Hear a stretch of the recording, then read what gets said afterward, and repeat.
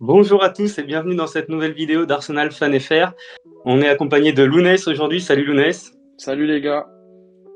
j'espère que tu vas bien. Ouais, franchement, Donc ça va. aujourd'hui on va parler, désolé, je t'ai pas laissé le temps de répondre.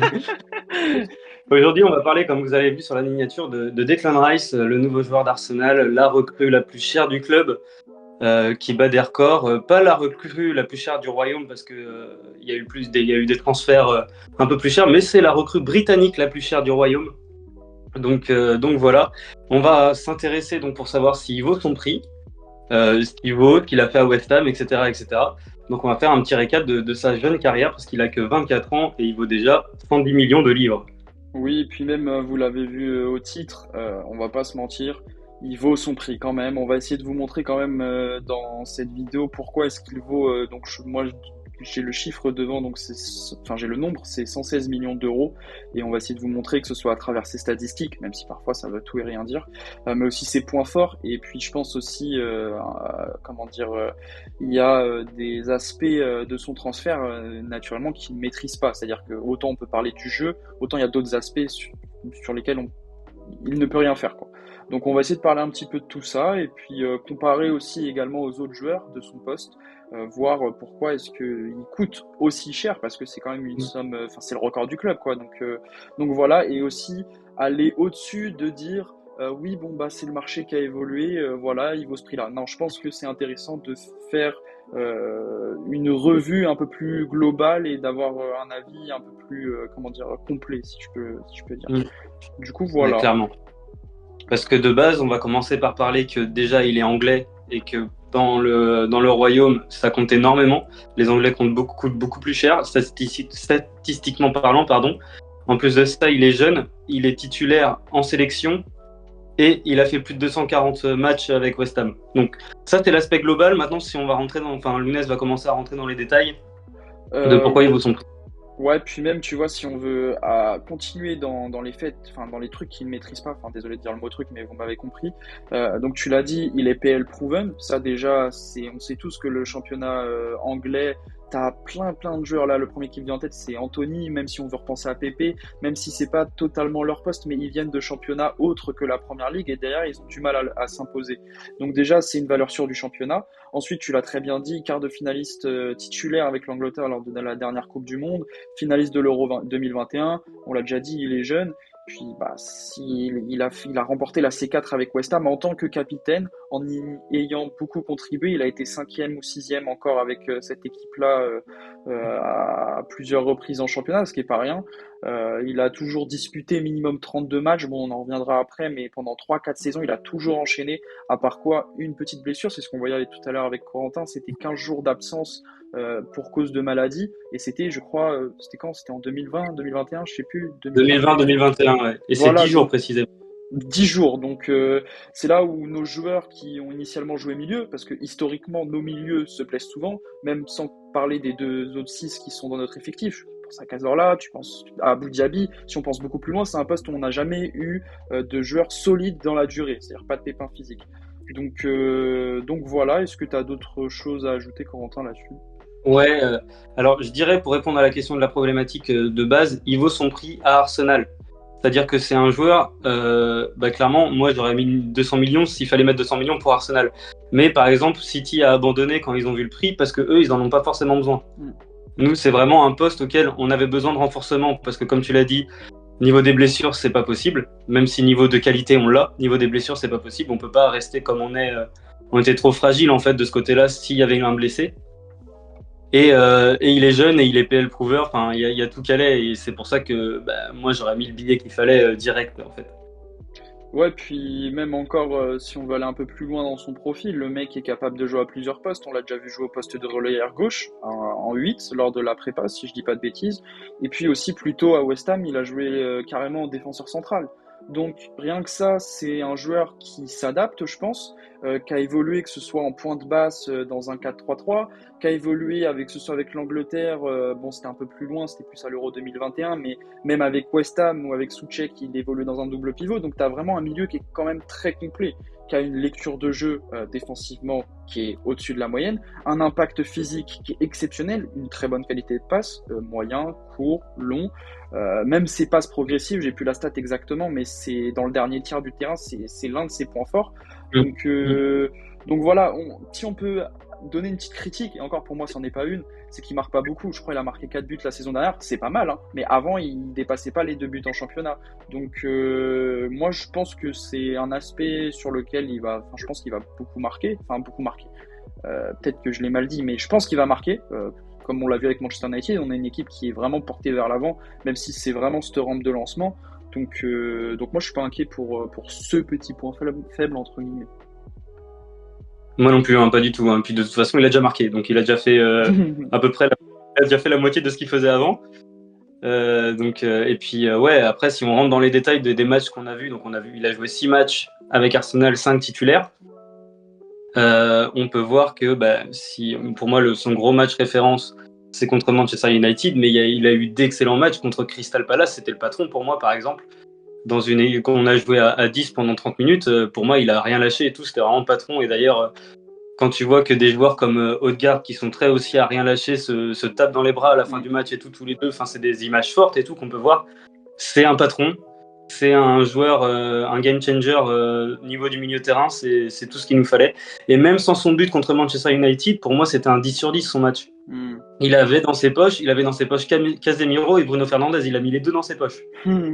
Mais tu vois, c'est marrant parce que moi, j'ai vraiment eu cette impression-là quand tu parles du match contre Crystal Palace, l'impression qu'il pouvait, il remplissait le rôle de 2 joueurs limite, c'est-à-dire qu'il était en même temps ici et là, donc c'est vraiment cette impression-là qui ressort de lui et je trouve que faut le mettre en valeur. Après, là, tu vois, je regardais un petit peu le prix des transferts les plus chers de l'histoire du football. Si je dis pas de bêtises, il est 7e ou 8e. Oui, il est dans le top 10, ça c'est sûr, mais j'avais pas la. Voilà, c'est ça. Donc, forcément, c'est un énorme investissement. Mais si on compare à un mec comme Caicedo, qui a une expérience moindre, qui a été acheté 133 millions d'euros. Bon, après, certains vont nous dire oui, mais c'est pas exactement le même poste ou quoi. Je pense quand même que c'est significatif. C'est-à-dire que si le board a mis les 116 millions d'euros, je sais plus si c'est bonus, je crois que c'est bonus exclu, hein, et n'a pas mis 80 millions d'euros pour Caicedo en janvier. C'est-à-dire que là, Caicedo, il a pris 50 millions d'euros limite en 6 mois. C'est qu'il y a une raison. Bon, c'est un peu facile de dire oui, donc Arteta et Edu ont raison.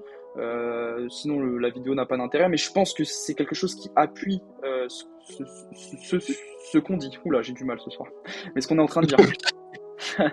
Non, clairement, ouais. Et puis même, par rapport au poste, on peut le comparer surtout à Enzo Fernandez, qui a fait une Coupe du Monde excellente, peut-être 6 bons mois excellents avec son ancien club, je crois que c'est le Benfica Lisbonne. Ouais, ça. Mais c'est tout, quoi. Désolé, je sais que je suis pas non plus très fan de Chelsea, logique, mais d'un point de vue en prenant du recul, Declan Rice, il a 5 ans, PL Prover, quoi, derrière ça, et il a coûté moins cher. Ouais. Et puis, il vient aussi de Chelsea, il a été formé à Chelsea, mais bon, ça c'est... Oui, c'est vrai, mais ça, c'est le genre de petits détails qu'on occulte. Mais même, tu vois, genre, un truc qui m'a vraiment marqué, c'est que je suis allé sur le site du CIS, normalement, je vais essayer de mettre la petite infographie sur la vidéo, et quand tu regardes donc les joueurs les plus chers du monde, je crois que Rice est peut-être 10e ou 11e, donc vraiment sur le poste de milieu défensif, hein. Donc ça reste assez large, et il aurait coûté entre 60 millions et 80 millions d'euros, c'est-à-dire sa valeur marchande ça aurait été ça, mais ce qui est effectivement encore une fois intéressant, c'est que quand tu compares à son poste les autres joueurs sur le marché, ils sont pas vendables. Quand tu regardes Rodri, pas vendable. Chouameni, pas vendable. Enzo Fernandez, il vient d'être acheté. Barella, bon, ça aurait pu être vendable, mais ça, c'est pas PL proven.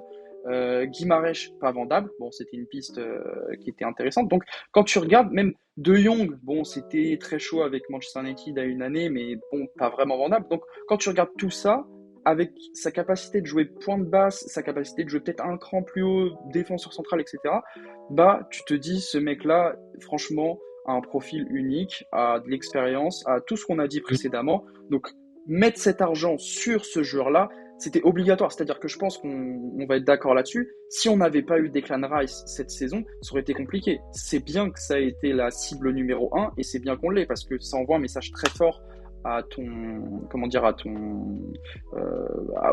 projet. Et puis, je sais plus si je l'ai dit tout à l'heure, mais Declan Rice, c'est un leader naturel. Donc, c'est un aspect, je trouve, non négligeable. S'il y a besoin d'une suite pour prendre le brassard de Odegaard, parce que Odegaard est blessé ou je ne sais quoi, pour moi, ça va de soi. Le mec, ça fait 3-4 matchs qu'il est là, il est déjà en train de dire oui, il faut faire ci, il faut faire ça, etc. C'est un leader naturel. Donc, voilà, pour tous ces aspects-là, je pense que Declan Rice vaut son prix. Bien évidemment, on est supporter d'Arsenal, donc on a envie de dire qu'il vaut son prix. Mais si on essaye d'avoir un tout petit peu plus de recul, je pense que c'est pas volé. On a vu plein de tweets en mode oui, bon, ça vaut pas ce prix-là, etc. Moi, je pense que si. Moi, je pense que si. Donc voilà. Après, je pense que les tweets en mode oui, ça vaut pas ce prix-là, c'est un ras-le-bol complet des prix en général, parce que c'est vrai que ça frôle un peu le ridicule, certaines choses. Mais bon, ça, c'est un autre débat. Moi, je tiens à dire que même en prenant du recul sur comment je supporte Arsenal, je le suis un peu depuis 2-3 saisons à peu près. C'est un joueur que j'apprécie. Donc, quand il y avait les rumeurs de transfert plus la signature, moi, j'étais comme un fou. J'étais en slip dans ma salle de bain. Non, et du coup, ouais, et même des matchs contre Arsenal, je me rappelle du dernier match qu'on a fait au London Stadium. Il nous a pocket nos trois milieux de terrain. Il était au-dessus. À part les 20 premières minutes où on mettait 2-0, pendant les 60 suivants, enfin les 60 et quelques, on est quand même sur quelque chose où il nous a quand même bien fumé au milieu de terrain. C'était pas rien. Et j'étais en mode, mais j'espère tellement qu'il va venir chez nous, quoi. Donc voilà. Je suis d'accord avec toi, ce match-là, il était très bon.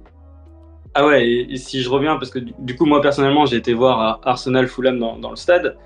Je reviens sur son match. Il faisait pratiquement, parce que du coup, je le regardais beaucoup, c'était la première fois que je le voyais et tout, en vrai, il faisait pratiquement que des passes en avant. Donc en plus d'être un type, disait Lounès avant, il est hyper polyvalent et il va tout le temps vouloir jouer de l'avant et tout, alors qu'on a un côté quand même à gauche qui est un peu plus compliqué, ou à Verse, il a du mal à se mettre dedans. Il essayait quand même beaucoup de choses et tout. Il était comme contre Crystal Palace, il avait le rôle de deux joueurs en fait. Enfin, moi, c'est comme ça que je l'ai ressenti. Après, quand tu regardes dans les stats, t'as toujours cet aspect. Quand tu regardes les matchs dans les stats, t'as toujours cet aspect. Ouais, faut prendre du recul quand même parce que t'as vu un truc, mais c'est différent. Mais ouais, moi, c'est comme ça que je l'ai ressenti contre Fulham, même si le match a été assez compliqué. Lui, pour moi, il a été très bon. Ouais, puis même, je pense que c'est un ressenti un petit peu général. Et puis aussi pour parler. Enfin, on l'a dit plusieurs fois, ça fait que 4 ou 5 matchs qu'il est là. Moi, j'ai pas le souvenir, ça doit remonter à longtemps qu'un joueur ait eu un impact aussi direct sur notre équipe. Donc c'est que d'un autre côté, je pense que si ça fait aussi longtemps, c'est que c'est un joueur rare. C'est un joueur aussi qui a été pisté par tous les clubs d'Europe. Bon, j'exagère volontairement, mais United, Chelsea étaient dessus, Bayern Munich était dessus. Donc au bout d'un moment, quand tu veux compétiter avec ces mastodontes-là, t'es obligé de mettre le prix, quoi. Parce que si tu mets pas 116 millions d'euros et que t'es là, tu te dis non, je veux mettre 100 millions d'euros, il vaut 100 millions d'euros. Ouais, mais derrière, le Bayern, ils vont mettre 116. Donc, moi, je pense que c'est une très bonne chose qu'on l'ait. D'autant plus après les matchs qu'on a vus. Et du coup, voilà, moi, personnellement, j'ai rien d'autre à ajouter. Ouais, après, là, par exemple, du coup, on a vu qu'Arteta et Edu avaient quand même deux phases. C'était soit la phase où on met un prix et on essaye de signer au maximum comme Declan Rice, soit la phase où ok, ils veulent plus, on le mettra pas, terminé, comme avec Mudryk. Et là, du coup, on a bien vu qu'Arteta le voulait absolument parce que peu importe les offres qui ont été rejetées par West Ham, on était toujours là au taquet et tout, et pour dire que même City a abandonné, c'est que c'est pas rien, quoi. Ouais, je suis complètement d'accord. Du coup, je pense qu'on va s'arrêter là-dessus. Du coup, conclusion, il vaut son prix. Voilà, conclusion, il vaut son prix en grand. Non, donc n'hésitez pas à nous dire ce que vous en avez pensé dans les commentaires. Peut-être que vous n'êtes pas du tout d'accord avec nous. Nous, on est toujours ouvert à l'échange, au débat. Donc n'hésitez pas à le dire. Un petit pouce bleu, ça fait toujours plaisir. N'hésitez pas à vous abonner aussi. On a essayé de faire des vidéos là ces dernières semaines pendant la trêve. On va repartir sur les lives dès dimanche, donc c'est contre Everton si je dis pas de bêtises. Et donc on vous attend nombreux parce que là on peut pas directement parler avec vous, mais c'est vrai qu'après les matchs c'est plus agréable, on est plus à chaud. Bon, c'est plus agréable quand il y a une victoire, mais voilà, donc n'hésitez pas. Et puis écoutez, on se dit à une prochaine et puis voilà. Allez, salut les gars, à une prochaine.